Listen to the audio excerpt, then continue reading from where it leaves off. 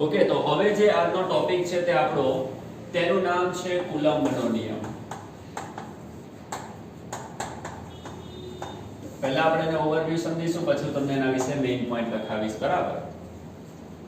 જો ભાઈ, કુલમ્બના નિયમને આપણે સમજીશું કેવી રીતે?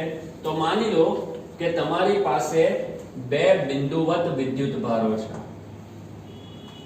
અથવા તો માની લો તમારી પાસે બે બિંદુ છે. આ બિંદુ પર તમે એક વિદ્યુત ભાર મૂક્યો +Q1 અને આ બિંદુ પર તમે બીજો વિદ્યુત ભાર મૂક્યો +Q2.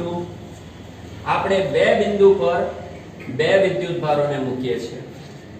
આવા વિદ્યુત ભારોને આપણે લોકો નામ આપીશું બિંદુવત વિદ્યુત ભારો.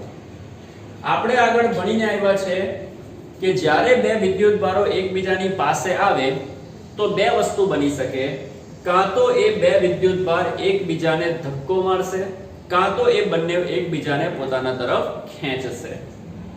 એટલે કે અપાકર્ષણ કાં તો આકર્ષણ. બે વસ્તુ પોસિબલ છે. કાં તો શું લાગશે બેની વચ્ચે? અપાકર્ષણ. કાં તો શું લાગશે બેની વચ્ચે? આકર્ષણ. સજાતીય હોય તો અપાકર્ષણ અને વિજાતીય હોય તો આકર્ષણ. અહીંયા બંને કેવા દેખાય છે? સજાતીય. ધન ધન બંને કેવા દેખાય છે? સજાતીય. સજાતીયમાં બંને વચ્ચે શું થશે? અપાકર્ષણ. એનો મતલબ કે પહેલો વિદ્યુત ભાર બીજા વિદ્યુત ભારને આ દિશામાં ધક્કો મારશે. ફરીથી આપણી પાસે બે બિંદુવત વિદ્યુત ભાર Q1 અને Q2 છે. માની લો કે એ બેની વચ્ચેનું જે અંતર છે તે તમે લઈ લો છો R. શું લઈ લો છો? R. અને હવે એ બંને વિદ્યુત ભાર સજાતીય છે, તો એનો મતલબ કે પહેલો વિદ્યુત ભાર બીજા વિદ્યુત ભારને અપાકર્ષે, મતલબ કે વિરુદ્ધ દિશામાં ધક્કો મારે, તો પહેલાના લીધે બીજા પર લાગતો ધક્કો આ દિશામાં હશે. તો આ જે ધક્કો છે તે પહેલાના લીધે બીજા પર લાગે છે. બરાબર? જેને હું નામ આપી દઉં છું F21. શું નામ આપીએ છે? F21. અને એવી જ રીતે બીજાના લીધે પહેલા પર લાગતો ધક્કો બોલો આ દિશામાં હશે, જેને આપણે લોકો F12 કહીશું. આટલી વસ્તુ સમજ પડી? તો આ તો ખબર પડે ને કે જ્યારે આ બે વિદ્યુત ભાર એકબીજાની નજીક આવશે, r અંતરે રહેશે, તો પહેલો બીજા પર આ દિશામાં ધક્કો મારશે અને બીજો પહેલા પર આ દિશામાં ધક્કો મારશે. આટલી તો વસ્તુ આપણને ખબર પડી ગઈ. હવે આમાં બીજી એક વસ્તુ સમજવાની જરૂર એ છે કે આ બંને બળો પરસ્પર વિરુદ્ધ દિશામાં છે, પણ એ બંને બળોની જે કાર્યરેખા છે એ કાર્યરેખા આ બંનેના કેન્દ્રને જોડતી જે રેખા છે તેના ઉપર સંપાત થાય છે. આની કાર્યરેખા અને આની કાર્યરેખા, આ બંનેની જે કાર્યરેખા છે એ તમારા બંને વિદ્યુત ભારોના કેન્દ્રને જોડતી જે વચ્ચેની રેખા છે, બોલો એ જ રેખા પર સંપાત થાય છે ને? મતલબ કે આ બંને બળોની રેખા આ જે વચ્ચેની લાઈન છે તેની ઉપર જ છે ને? સમજ પડી કે ના પડી? બીજી એક વસ્તુ, આપણા વૈજ્ઞાનિકે આપણને શું કીધું તે જોજો. કુલમ્બે આનો અભ્યાસ કર્યો. કુલમ્બે શું જોયું તે જોજો. અહીંયા પહેલાના કારણે બીજા પર લાગતું બળ આ દિશામાં, બીજાને કારણે પહેલા પર લાગતું બળ આ દિશામાં. મતલબ કે બંને બળોની દિશા ભલે અલગ અલગ હોય, પણ તેણે એક વસ્તુ નોટ કરેલી, આ બંને બળોના મૂલ્ય સમાન હોય છે. એનો મતલબ કે પહેલાના કારણે બીજા પર લાગતું બળ બરાબર જ બીજાના કારણે પહેલા પર લાગતું. ભલે બંનેની દિશા અલગ હોય, પણ પહેલો બીજા પર જેટલું બળ લગાડશે ને એટલું જ બળ બીજો કોના પર લગાડશે? પહેલા પર. મતલબ કે બંને બળોના મૂલ્ય કેવા હોય? હંમેશા સમાન. સાથે સાથે તેનું ઓબ્ઝર્વેશન એવું હતું, તેણે એમ જોયું કે કોઈ પણ એક વિદ્યુત ભારને લીધે બીજા વિદ્યુત ભાર પર લાગતું જે બળ છે એ બળ એ બંને વિદ્યુત ભારોના ગુણાકારના સમપ્રમાણમાં હોય અને તેમની વચ્ચેનું જે અંતર છે તેના વર્ગના વ્યસ્ત પ્રમાણમાં હોય. કુલમ્બે જોયું કે પહેલો બીજા પર ને બીજો પહેલા પર બળ તો લગાડે છે, પણ એનું ઓબ્ઝર્વેશન શું હતું? એકના લીધે બીજા પર અથવા તો બીજાના લીધે એક પર જે પણ બળ લાગતું હશે તે બળ એ બંને વિદ્યુત ભારના ગુણાકારના સમપ્રમાણમાં અને તેમની વચ્ચેના અંતરના વર્ગના વ્યસ્ત પ્રમાણમાં હોય છે. એના પરથી આપણે આને ભેગું કરી દઈશું અને આપણે લખીશું કે F ચલે છે Q1 Q2/r². લખાય કે ના લખાય? ચલે છે કાઢીને બરાબર અચળાંક આવશે કે Q1 Q2 છેદમાં r², જ્યાં k ને કુલમ્બનો અચળાંક કહેવાય છે. અને આ રીતે કુલમ્બનું સૂત્ર તૈયાર થયું F બરાબર K Q1 Q2 upon R². સમજ પડી કે ના પડી? તો જ્યારે બે વિદ્યુતભારો વચ્ચેનું અંતર R હોય તો એકના લીધે બીજા પર અને બીજાના લીધે એક પર લાગતું બળ F બરાબર K Q1 Q2 upon R². આટલી વસ્તુ યાદ રાખવાની છે. અને બીજી એક વસ્તુ કે આ સૂત્ર લખતી વખતે શું મેં કોઈ દિશાનો ઉલ્લેખ કર્યો? આ બળ માટે શું મેં કોઈ દિશાનો ઉલ્લેખ કર્યો? મેં એવું કીધું કે આ બળ આ દિશામાં લાગે છે કે પેલી દિશામાં લાગે છે? શું મેં કોઈ દિશાનો ઉલ્લેખ કર્યો? હા કે ના? એનો મતલબ કે આ જે રજૂઆત છે તે કેવી રજૂઆત કહેવાય? અદિશ રજૂઆત. અત્યારે આપણે કુલમ્બના નિયમની કઈ રજૂઆત કરી રહ્યા છે? અદિશ રજૂઆત. અને અદિશ રજૂઆતમાં આપણે સૂત્ર તાર્યું F બરાબર K Q1 Q2 R². Q1 ના લીધે Q2 પર લાગતું બળ આટલું અને Q2 ના લીધે Q1 પર લાગતું બળ પણ આટલું જ. સમજ પડી કે ના પડી? આટલી વસ્તુ ક્લિયર થઈ? તો તમે ચાહો તો આને લખી શકો આ જે બળ મળ્યું તે જ બળ પહેલા પર બીજાના લીધે લાગતું હોય અને એ જ બળ બીજા પર પહેલાના લીધે પણ લાગતું હોય. તો લખી શકાય ને કે F12 બરાબર પણ અને F21 બરાબર પણ જેને તમે ચાહો તો F પણ કહી શકો તમારી મરજી. પેલું કહે છે ને કે F12 બરાબર F21 બરાબર F લેતા બંને સરખા છે તેને F કહી દીધા. આટલી વસ્તુ ક્લિયર. બીજી એક વસ્તુ સમજો અહીંયા જે K છે ને K એ અચળાંક તો છે પણ આ એવો અચળાંક છે નવો અચળાંક વિશિષ્ટ અચળાંક. અત્યાર સુધી અચળાંક રહેતા હતા પણ આ એક એવો અચળાંક છે કે જે માધ્યમ પર આધારિત છે.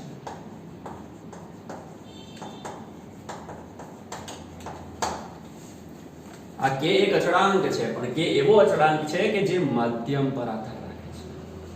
કોઈ એક માધ્યમમાં તેની વેલ્યુ અચળ રહેશે પણ જો માધ્યમ બદલાઈ જશે ને તો K ની વેલ્યુ બદલાઈ જશે. કેમ? તો ધ્યાનથી સાંભળજો. K નું પણ એક સૂત્ર છે. K બરાબર કહેવાય છે 1/4 pi એપ્સિલોન. એમાં 1 માં કોઈ પ્રોબ્લેમ નથી, અચળ છે. 4 માં પણ કોઈ પ્રોબ્લેમ નથી, અચળ છે. પાઈ પણ અચળ છે. 1 2 ને 3 તો અચળ છે પણ આ જે વ્યક્તિ છે ને આ જે વ્યક્તિ તે અચળ નથી. એને નામ આપવામાં આવ્યું છે પરમિટિવિટી. કોની પરમિટિવિટી? તો કે માધ્યમની પરમિટિવિટી. અને જુદા જુદા માધ્યમની પરમિટિવિટી કેવી હોય?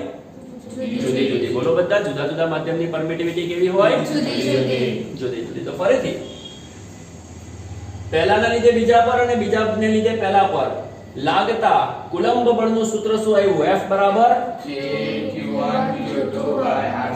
જ્યાં K ને શું કહેવાય? કુલંબનો અચળાંક. અને એ જે અચળાંક છે તે કોના ઉપર આધાર રાખે છે? માધ્યમ પર. મતલબ કે માધ્યમ બદલાશે તો K ની વેલ્યુ પણ બદલાશે. પણ એક જ માધ્યમ માટે K ની વેલ્યુ કેવી? સરખી એટલે કે અચળ. એક જ માધ્યમ માટે K ની વેલ્યુ કેવી? અચળ. અને K નું સૂત્ર બોલો. K બરાબર 1/4 pi એપ્સિલોન. જે એપ્સિલોન એટલે માધ્યમની પરમિટિવિટી. હવે ધારો કે હું એમ કહું છું કે માધ્યમ તરીકે શૂન્ય અવકાશ છે. કોણ છે? શૂન્યાવકાશ.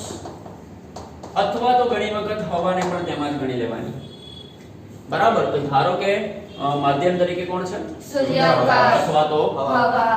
તો શૂન્ય અવકાશ અને હવા માટે જે માધ્યમની પરમિટિવિટી છે તેની સંજ્ઞા આપણે એપ્સિલોન નોટ આપીશું. આ 0 છે એટલે કે નોટ વાંચવાનું. Epsilon naught. તો શૂન્ય અવકાશ અને હવા માટે માધ્યમની પરમિટિવિટીને શું કહીશું? Epsilon naught. તો સૂત્ર લખાશે K બરાબર 1/4 pi એપ્સિલોન નોટ. આપણે કે ના આપણે? અને મોટાભાગના જે પ્રેક્ટિકલ છે ને એમાં આપણું ઇમેજિનેશન શું હશે કે આપણા બે વિદ્યુતભાર હવામાં છે. અહીંયા આપણા જે બે વિદ્યુતભાર છે ને Q1 અને Q2 એ ક્યાં હશે? હવામાં હશે, શૂન્ય અવકાશમાં હશે. એવું નહીં કે આપણે વિદ્યુતભારને આપણે સીધા તેલમાં નાખીને પ્રેક્ટિકલ કરવા લાગીશું. સ્ટાર્ટિંગ છે ભાઈ આપણી, તો સ્ટાર્ટિંગમાં તો આ બે વિદ્યુતભારોને આપણે હવામાં જ રાખીને પ્રેક્ટિકલ કરીશું ને.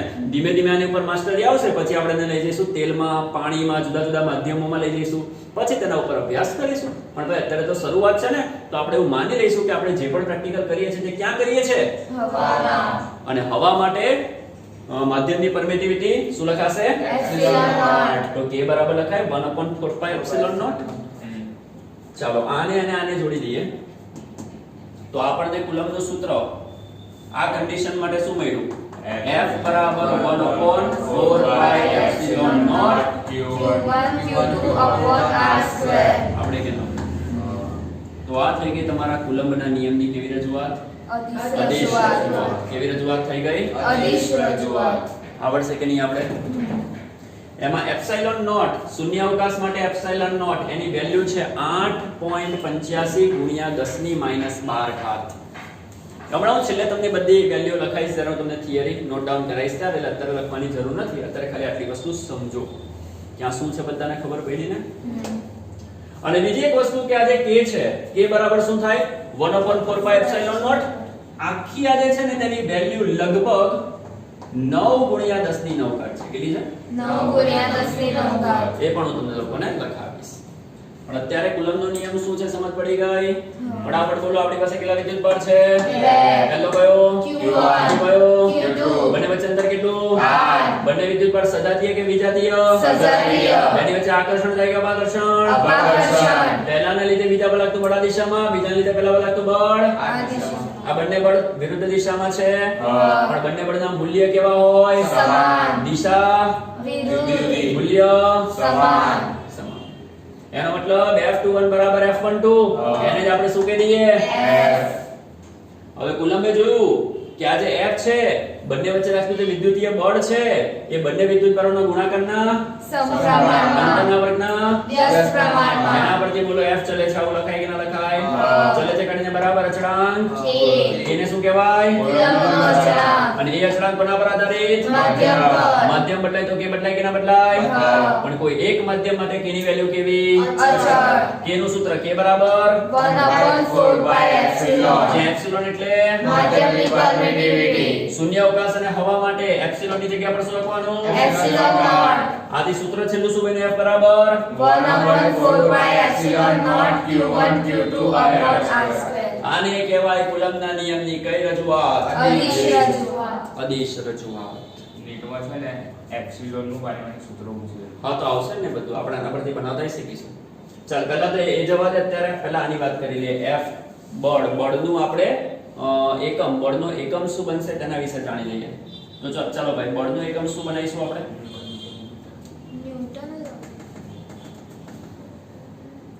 Coulomb square. પછી બીજું શું આવી શકે? એક કામ કરો ચાલો અહીંયાથી એપ્સિલોન નોટ ને કરતા બનાવો. તું કહે છે ને એપ્સિલોન નોટ નું પૂછેલું ને? ચાલ એપ્સિલોન નોટ ને કરતા બનાવો. તો એપ્સિલોન નોટ ઉપર જશે અહીંયા Q1 Q2 upon 4 pi F r square. હવે ધ્યાનથી સાંભળજો.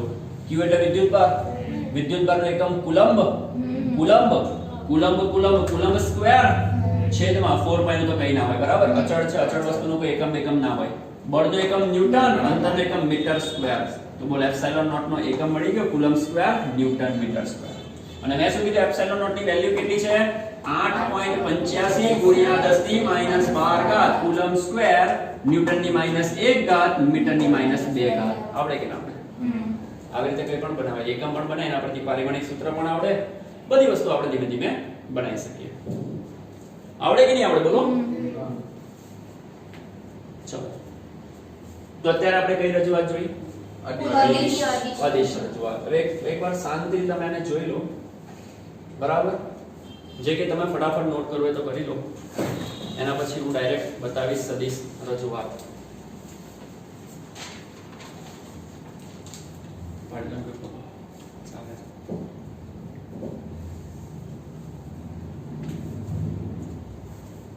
એક કામ કરજો ખાલી આટલા ભાગને ઉતારી લો ને કસર આટલું જ. કારણ કે હું આટલા ભાગમાં ટ્રાય કરું છું કે સદિશ રજૂઆત આવી છે બરાબર.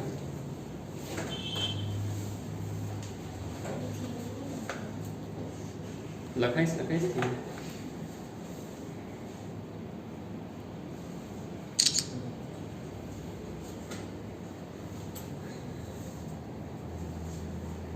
ખાલી આટલું જ.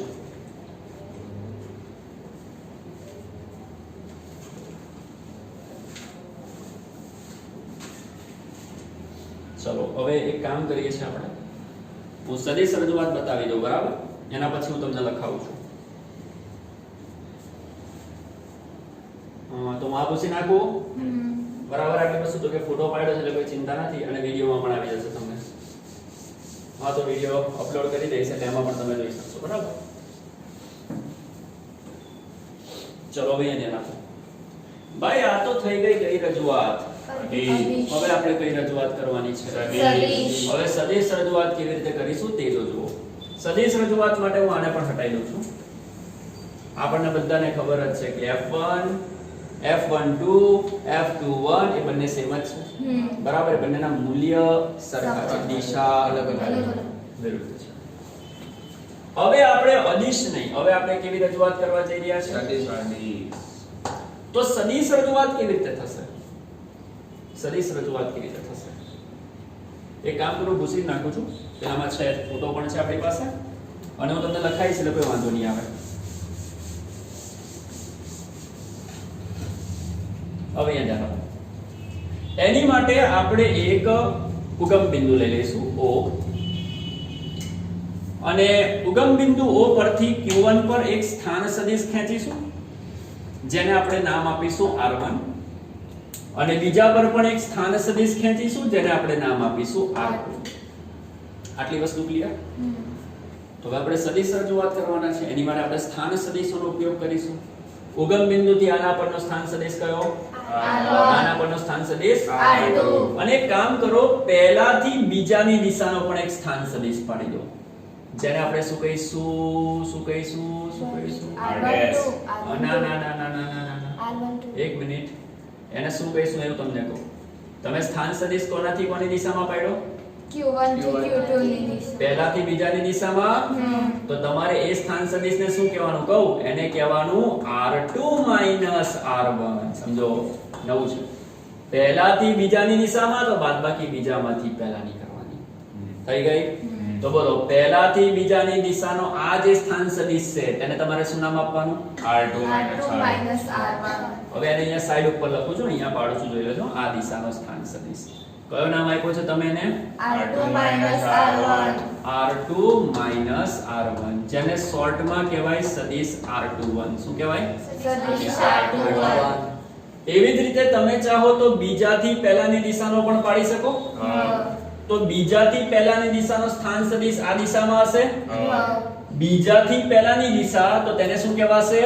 R1 R2 જેને તમે શું કહેશો સદિશ R12 આવડે કે ના તો ત્રણ આકૃતિ મેં બનાવી છે તમારે આવી રીતે વાંકી ચૂકી નહીં બનાવવાની તમારે પહેલી એની નીચે બીજી એની નીચે ત્રીજી પાડવાની બરાબર તો આ તમારી પહેલી આકૃતિ આ બીજી આકૃતિ અને ત્રીજી આકૃતિ ત્રણ આકૃતિઓ છે હવે ધ્યાનથી સાંભળજો હું આને લખી નાખું બરાબર આને શું કહેવાશે સદિશ R21 હવે ધ્યાનથી સાંભળજો આપણે સદિશ રજૂઆત કરવી છે સદિશ રજૂઆત કરવા માટે બળો પર પણ સદિશ પાડી દેવાના શું પાડી દેવાના સદિશ ચાલો આપણે પહેલાના લીધે બીજા પર લાગતા બળની વાત કરીશું કોના લીધે કોના પર લાગતું બળ પહેલાના લીધે બીજા પર લાગતું બળ પહેલાના લીધે બીજા પર લાગતું બળ આ દિશામાં છે જેને આપણે લોકો કહીએ છીએ સદિશ F21 અને હમણાં થોડીવાર પહેલા બની ગયા કે પહેલાના લીધે બીજા પર લાગતું બળ કેટલું હોય 1/4 pi epsilon naught q1 q2 upon r square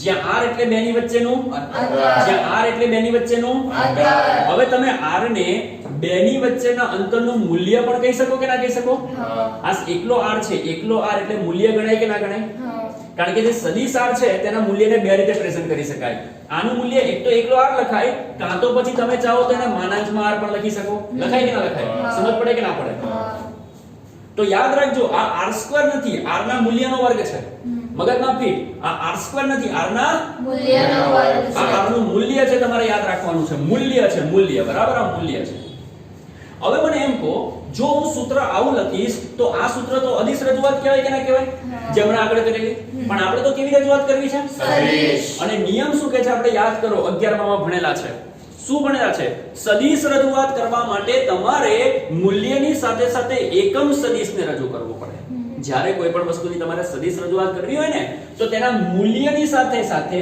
બાજુમાં શું લખવો પડે એકમ સદિશ બીજી ભાષામાં યાદ શું રાખવાનું જો અહીંયા સદિશ હોય ને તો સામે શું લખવો પડે એકમ સદિશ સદિશ રજૂઆત કરવી હોય તો મૂલ્યની સાથે શું લખવું પડે એકમ સદિશ મૂલ્ય તો લખી નાખ્યું મૂલ્ય એટલે કે અદિશ મૂલ્યનો મતલબ કે જેની કોઈ દિશા નથી મૂલ્યને કોઈ દિશા ના હોય તો આ અદિશ રજૂઆત થઈ એની સાથે સાથે મારે શું લખવું પડે એકમ સદિશ હવે સવાલ એ ઉઠે કે આ બળનો એકમ સદિશ લખું તો લખું કર આઈ કે તો ધ્યાનથી સાંભળજો ના હમણાં તું ખાલી જો આ જે બળ છે તેનો મારે એકમ સદિશ લખવાનો જ ભાઈ અહીંયા મારે કોણ લખવાનો છે એકમ સદિશ સવાલ ઉઠ્યો કે ચાલો એકમ સદિશ લખું કરો તો ધ્યાનથી જુઓ મારું મગજ શું ચાલ્યું તે જોજો આપણે આ બળની વાત કરીએ છીએ આ બળ આ દિશામાં છે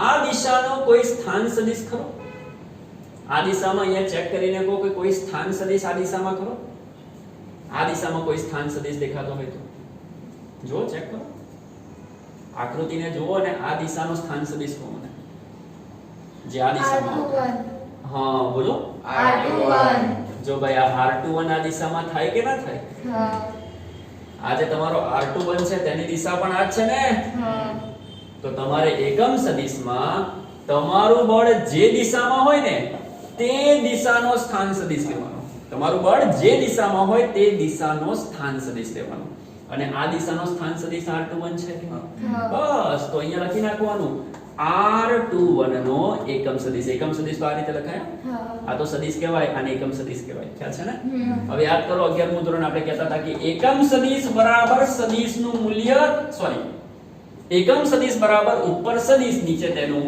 મૂલ્ય થાય કે ના થાય એકમ સદિશ બરાબર ઉપર સદિશ છેદમાં તેનું મૂલ્ય ચાલો હવે આની અંદર આપણે લખવાની કોશિશ કરીએ 1/4 પાઈ એપ્સિલોન હવે જો ભાઈ મનતા લખવાનો કંટાળો આવે છે તો હું તો એક કામ કરું છું ટેમ્પરરી આને કે કહી દઉં છું કહેવાય ને કે q1 q2 છેદમાં કોણ છે આ કોણ છે મેં હમણાં થોડી વાર પહેલા કીધું આને શું સમજવાનું છે મૂલ્યનો વર્ગ છે અંતરનું મૂલ્ય છે ભાઈ મૂલ્ય છે બરાબર સ્થાન સદિશ હોય કે જે સદિશ હોય પણ છે કોણ મૂલ્ય યાદ રાખજો r ના મૂલ્યનો વર્ગ હવે ધ્યાનથી સાંભળજો r21 નો એકમ સદિશ બરાબર લખાય સદિશ r21 છેદમાં r21 નું મૂલ્ય સદિશ r21 છેદમાં r21 નું મૂલ્ય બરાબર કરીને કે q1 q2 છેદમાં r2 હવે ભાઈ સદિશ r21 એટલે શું સદિશ r21 બરાબર શું લખાય લખાય અને આ r21 નું મૂલ્ય છે ચાલો એકવાર બધા બોલશે r21 બરાબર શું જો સદિશ r21 બરાબર શું લખો છો તો બોલો એવું લખી શકું કે સદિશ r21 નું મૂલ્ય બરાબર માનાંકમાં r2 r1 લખાય કે ના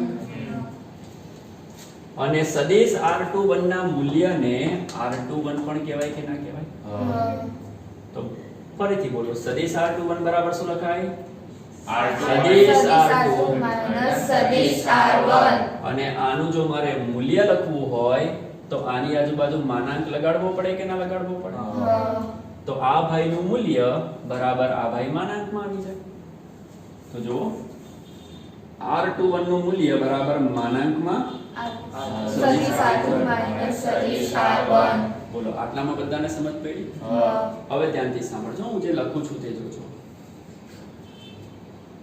r21 એટલે કે r2 r1 નું મૂલ્ય હવે મને એમ કહો અહીંયાથી આ જે સદિશ છે અહીંયાથી આટલો જે સદિશ છે તે કોણ છે અહીંયાથી આટલો સદિશ કોણ છે r2 r1 અને આ શું છે r2 r1 નું મૂલ્ય છે અને બીજી એક વસ્તુ આપણે જ્યારે આ સૂત્ર લખીએ છીએ તેમાં r એટલે શું બે વિદ્યુતભારો વચ્ચેનું અંતર આ બે વિદ્યુતભારો વચ્ચેનું અંતર એને શું કહો છો તમે r કહો છો કે નહીં કહેતા એનો મતલબ કે r2 r1 નું મૂલ્ય અને r નું મૂલ્ય સેમ હોવું જોઈએ ભાઈ અહીંયાથી આટલા અંતરને r પણ કહો છો અને અહીંયાથી આટલા અંતરને r2 r1 પણ કહો છો તો ભાઈ એ બંનેના મૂલ્ય તો સેમ જ હોવા જોઈએ ને અહીંયાથી આટલા મૂલ્યને અહીંયાથી આટલા અંતરને r2 r1 પણ કહો છો અને અહીંયાથી આટલા અંતરને r કહો છો તો બંનેના મૂલ્ય તો સેમ જ હોવા જોઈએ ઇટ મીન્સ કે r21 અને r બંનેના મૂલ્ય સેમ છે કહેવાય કે ના કહેવાય તો r21 એને તમે શું કહી શકો તો ધ્યાનથી સાંભળજો અહીંયા કે તેના તે સદિશ f21 બરાબર કે q1 q2 છેદમાં r ની જગ્યા પર r21 લખાય, r21 ની જગ્યા પર r2 r1 લખાય, તો માનાંકમાં r2 r1 ઇન્ટુ કૌંસમાં r2 r1 છેદમાં માનાંકમાં r2 r1 નો વર્ગ. બીજી એક વસ્તુ, એક વસ્તુ કરવાની ભૂલી ગયા. શું સોરી, અહીંયા ધ્યાન આપો કે તેના બરાબર બોલો q1 q2 તેના r ની જગ્યા પર શું લખાય, r21 ની જગ્યા પર શું લખાય, માનાંકમાં પણ બીજું કે r નો શું છે, તો માનાંકનો પણ વર્ગ આવશે કે નહીં આવે. હવે આનું સાદું રૂપ સીધું આ રીતે આપી શકાય કે q1 q2 કૌંસમાં સદિશ r2 સદિશ r1 છેદમાં આ બેને જોડી દો તો શું લખાશે, માનાંકમાં r2 r1 આખાનો. તો આ થઈ ગઈ તમારી સદિશ રજૂઆત f21 ની. આપણે ખાલી તમારે એક વસ્તુ અહીંયા સમજવાની છે કે ભાઈ q1 અને q2 વચ્ચેનું અંતર કેટલું, બરાબર. અને સદિશ રજૂઆત માટે q1 થી q2 ની દિશાના સ્થાન સદિશને શું કીધો, r2 r1. તો r2 r1 નું મૂલ્ય અને r સરખા હોવા જોઈએ. r2 r1 નું મૂલ્ય અને r સરખા હોવા જોઈએ. તો બોલો r ની જગ્યા પર શું લખી શકાય, r2 r1. તો મેં લખ્યું કે ના લખ્યું અહીંયા, r ની જગ્યા પર શું લખ્યું સીધું, માનાંકમાં r2 r1. આનો વર્ગ, તો આનો પણ શું કરી નાખ્યો, આ બેને જોડી દીધા. આવી ગયો જવાબ. તો આ થઈ ગઈ તમારી સદિશ રજૂઆત. ચોપડી અનુસાર તમે ચાહો તેને શોર્ટમાં આ રીતે પણ લખી શકો. જોઈ લો ચોપડી શું કહે તે જોજો કે q1 q2 તેના તે બાજુમાં તમારો આ જે કૌંસ છે ને r2 r1, એ r2 r1 ની જગ્યા પર એ લોકો શું લખે છે, ડાયરેક્ટ સદિશ r21 લખે છે. બીજું કે નીચે r નો વર્ગ છે અને આપણે લોકો જાણીએ છે, શું જાણીએ છે કે આ જે r છે, કઈ ગયો r, એને શું લખી શકાય, r21. તો એ લોકો લખે છે r21. અને બીજું r નો સ્ક્વેર છે તો r21 નો પણ શું આવશે, સ્ક્વેર. અને બીજું r2 r1 નો માનાંક, એને પણ તમે લોકો શું કહો છો, r2 r1 નો માનાંક, એને તમે શું કહો છો, r. અને r બરાબર શું છે, r21. તો અહીંયા પણ r21 આવે. r21 ને ભેગા કરી નાખો તો સદિશ f21 બરાબર k q1 q2 છેદમાં r21 ક્યુબ ઇન્ટુ સદિશ r21. ચોપડીમાં આટલું લખ્યું છે. તો બોર્ડની પરીક્ષા માટે તો તમારે આ જ લખવાનું. આ તમારી માટે એક્સ્ટ્રા માહિતી આવડશે ને. આમાં ઘણી વખત છોકરાઓને જે કન્ફ્યુઝ કરી દે ને તે વસ્તુ આ છે. એટલે આ વસ્તુ તમારે ખાસ યાદ રાખવાની કે મેં કેવી રીતે કહી રહ્યા. ફરીથી એકવાર આ બેની વચ્ચેનું અંતર કેટલું, r. અને આનાથી આની દિશાનો સ્થાન સદિશ કેટલો, r2 r1. તો આ બંનેના મૂલ્ય સરખા હોય કે ના હોય, તો r2 r1 નું મૂલ્ય બરાબર r નું મૂલ્ય થાય કે ના થાય. બીજું કે r2 r1 ને તમે શું કહો છો, સદિશ r21. તો r2 r1 નું મૂલ્ય બરાબર જ સદિશ r21 નું મૂલ્ય પણ થાય કે ના થાય. એટલે કે r21 નું મૂલ્ય, r2 r1 નું મૂલ્ય અને r આ બધા સરખા જ છે. બીજું કે માનાંકમાં સદિશ r21 એને એકલો r21 પણ કહેવાય કે ના કહેવાય. તો બોલો r21 બરાબર r. અને r બરાબર માનાંકમાં r2 r1. આવડે કે ના આવડે. બસ તો તમારે મેઈન તો આકૃતિ અને આટલી વસ્તુ યાદ રાખવાની છે. બાકીની બધી વસ્તુ તો ઈઝી છે. પડે કે સમજ? તો એકવાર ફટાફટ આપણે બોલી જઈએ. ચાલો કેટલા વિદ્યુતભાર મેં ધ્યાનમાં લીધા, પહેલો q1 બીજો q2 બેની વચ્ચેનું અંતર r. પહેલાથી બીજાની દિશાનું સ્થાન સદિશ r2 r1. પહેલા આ લખવાનું પછી આ લખવાનું, નહીં તો કન્ફ્યુઝ થઈ જવાય. બધા કે પહેલાથી બીજાની દિશામાં છે ને તો r12 લખો. પણ આપણે શું યાદ રાખવાનું, પહેલાથી બીજાની દિશા એટલે બાદબાકી બીજામાંથી પહેલાની. અને r2 r1 એને શું કહેવાય, r21. પછી સાઈડ ઉપર તરત જ લખી નાખવાનું. શું લખવાનું કે આ બંનેના મૂલ્ય સરખા હોય તો માનાંકમાં r2 r1 બરાબર r. અને બીજું કે માનાંકમાં r2 r1 એટલે કે માનાંકમાં r21 પણ કહેવાય કે ના કહેવાય? હા. જેને શોર્ટમાં શું કહેવાય? R21. ઇન શોર્ટ આ ચાર સરખા છે. હવે કુલમનો નિયમ આપણને શું કહેતો હતો?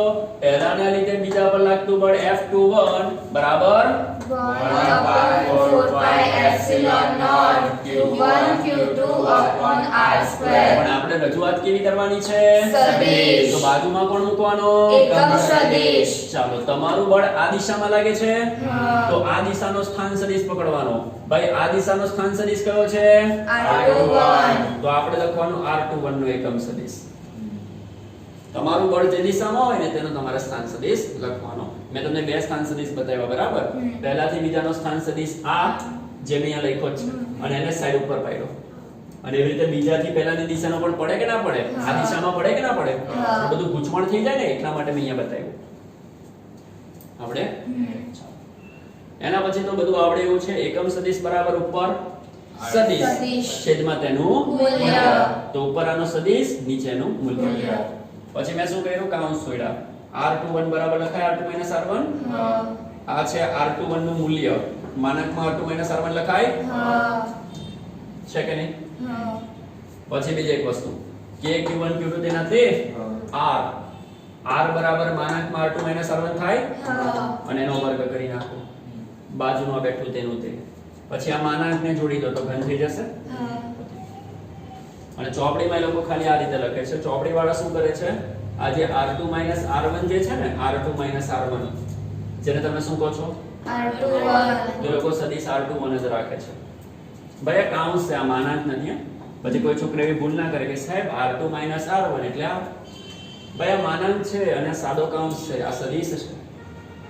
કાઉન્સનો મતલબ આ સદિશ, માનાંક નથી. એટલે r2 r1 બરાબર આ થાય. શું? R21. અને નીચે કોણ છે ભાઈ? Arrow r square. એક કામ કરો, આપણે આના પરથી લખી નાખીએ તો ચાલશે. જો કે q1 q2 તેના તે r2 r1 ને શું કહેવાશે? R21. હવે જો r2 r1 નો માનાંક, r2 r1 નો માનાંક એને શું કહેવાય? R21. r21 નો વર્ગ થાય અને બાજુમાં r2 r1 એટલે કે r21 થાય. હા. બેને જોડી દો તો r21 નો ઘન થાય કે ના થાય? તો આ થઈ ગઈ તમારી સદિશ રજૂઆત. એકવાર એને જોઈ લો, પછી તમને આખી થિયરી લખાવું છું અને અમુક પોઈન્ટ જે લખાવાના છે તે પણ લખાવી દો.